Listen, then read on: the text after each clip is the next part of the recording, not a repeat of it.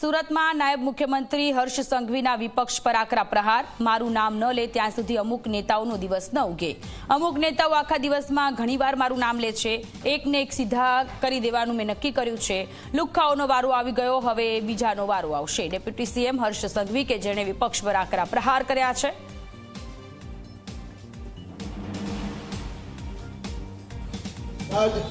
રાજનીતિમાં ટીકા ટિપ્પણીઓ થતી હશે અને હું તો એનો સૌથી મોટો સાક્ષી છું, કારણ કે વહેલી સવારે જાગે એટલે 5, 25, 50, 100 લોકોની નેતાગીરી તો હર્ષ સંઘવીને સવારથી 100 વાર નામ ના લે તો એની નેતાગીરી જ ના પૂરી થાય। પણ મેં એ નક્કી કરેલું કે એક એકને સીધા કરીને રહીશ।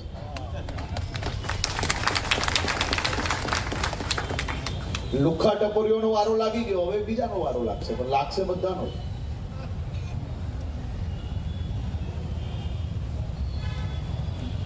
કોંગ્રેસને તો ના જાણે કોઈ બી રાજ્યની અંદર ચૂંટણી હોય તો ગુજરાત અને ગુજરાતના નાગરિકો માટે બેફામ લવારા કરવા, બેફામ બદનામી કરવી, આ જાણે કે કોંગ્રેસની સ્ટાઇલ થઈ ગઈ।